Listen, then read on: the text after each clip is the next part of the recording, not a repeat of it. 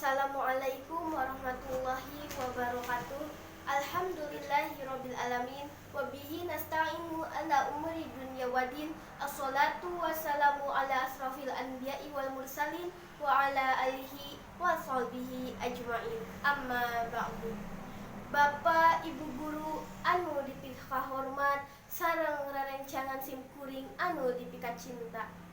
Langkung tipayun sumangga urang sami-sami nyanggakeun puji sinareng syukur ka Allah Subhanahu wa taala. Alhamdulillah dugi kadanget ieu mantenna masih maparin kanikmatan tur kasehatan ka urang sadaya. Sholawat sinareng salam mugia salamina ngocor ngagolontor ka junjunan urang nyaeta habibana wa nabiyana Muhammad sallallahu alaihi wasallam. Ka para kulawargina, ka para sahabatna, teka kantun ka urang sadaya salaku umatna. Amin ya rabbal alamin.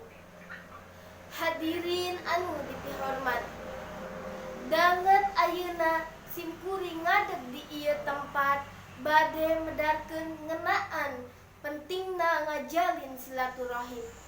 Naon ari silaturahim teh? Silaturahim nyaeta asalna tina kecap sila anu hartina ngajalin atawa nganyambungkeun. Rahim anu hartina tempat ngandung. Lamun disambungkeun jadi silaturahim berarti anu hartina nyaeta ngajalin atawa nganyambungkeun duduluran atawa kakulawargaan. Hadirin sadaya anu dipipih hormat ku simkuring, Allah Subhanahu wa taala marentahkeun ka urang sadaya kanggo ngajaga hubungan silaturahim.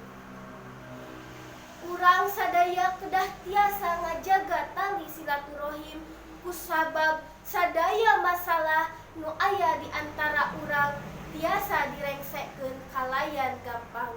Benang anu kusut di kulawarga di duduluran tiasa nyambung deui sabab ayana silaturahim. Ieu mangrupi salah sahiji buktos yen ku silaturahim urang tiasa nguatkeun duduluran. Mata kitu oge tali duduluran atawa tali silaturahim hukumna wajib. Janten pami tali duduluran urang pegat eta haram. Ngajalin silaturahim gaduh hikmah di antarana nyaeta tiasa ngabukakeun panto rejeki, nambahna duduluran, tiasa ngabukakeun panto surga jeung dijauhkeun ti neraka. Namun urang tiasa ngajaga tali silaturahim, urang bakalan ditantayungan ku Allah Subhanahu wa taala sapanjang waktos. Amin ya rabbal alamin. Hadirin anu dipihormat, rupina cekap sakitu anu tiasa didugikeun ku simkuring dina danget ayeuna. Mugi aya manfaatna kanggo urang sadaya. Sagala kalepatanana mugi dihapunten. Angeun kacang jeung keleuwih diawuran ku daun jaat, sanajan urang patebih duduluran ulah pegat. Wabillahi taufiq wal hidayah. Wassalamualaikum warahmatullahi wabarakatuh.